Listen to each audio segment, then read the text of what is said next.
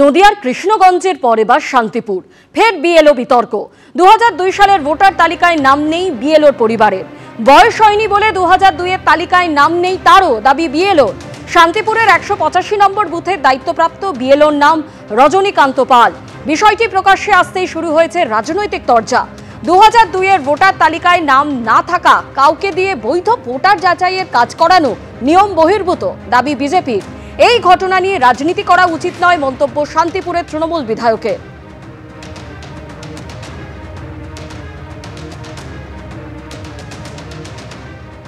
আমার 2002 ভোটার লিস্টে আমার নাম থাকার তো কথাও না, কারণ আমার জন্ম হচ্ছে তার অনেক পরে।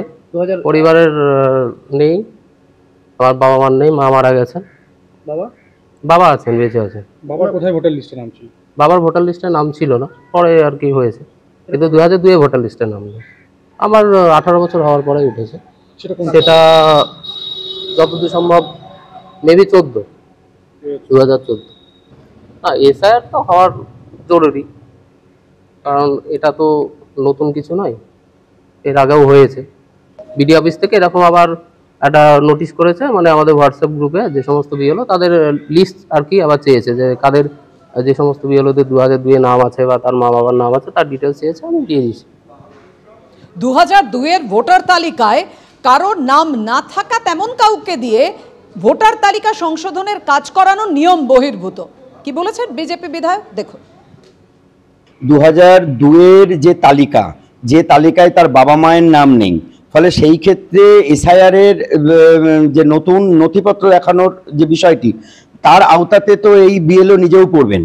বিডিও যাদেরকে এসআইআর এর দায়িত্বে পাঠাচ্ছেন, যে বিএলওদের, সেই বিএলওরা সঠিক আছেন কিনা, তাদের কাগজপত্র সঠিক আছে কিনা, তারা বৈধ নাগরিক কিনা, এই বিষয়টা কিন্তু ছানবিন করে তারপর তাকে কিন্তু এই বিএলও দায়িত্ব দেওয়া উচিত ছিল বিডিওর। তিনি যে এসআইআর এর কাজ করবেন, সেই ক্ষেত্রে কতটা তিনি নিরপেক্ষতার সাথে করতে পারবেন বা তিনি করবেন কিনা আদেও, এই বিষয়টা একটা প্রশ্ন থেকে যাচ্ছে।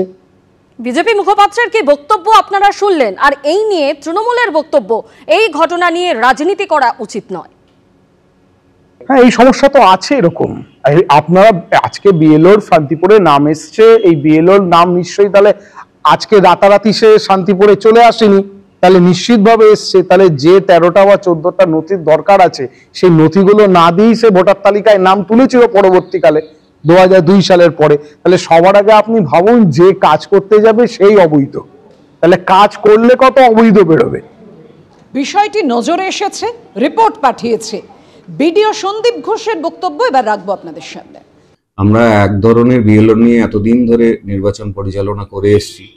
তারপর নির্বাচন দপ্তর থেকে এবং জাতীয় নির্বাচন কমিশন থেকে একদম বিধিবদ্ধ সরকারি কর্মচারীদের নিয়োগ করতে বলেছেন। সেই অনুযায়ী সারা রাজ্য জুড়ে, সেই সঙ্গে আমার ব্লকে আমরা প্রত্যেকটা বিএলওকেই নিয়োগ করেছি। এবং তখন নিয়োগের সময় এই প্যারামিটার ছিল না যে 2002 এর রোলে তার বা তার পরিবারের কারোর নাম আছে কিনা, থাকলে হয়তো সেই প্যারামিটার তাকে নিয়োগ করতাম না। যে প্যারামিটারগুলোতে নিয়োগ করার কথা করা হয়েছে, এখন এই তথ্যটা ধরা পড়েছে। এরপর নির্বাচন কমিশন বা নির্বাচন দপ্তর যা সিদ্ধান্ত নেবে, তেমন যদি হয়, আমার বিকল্প বিএলও বিধি ব্যবস্থা আছে, সে ব্যবস্থা হবে।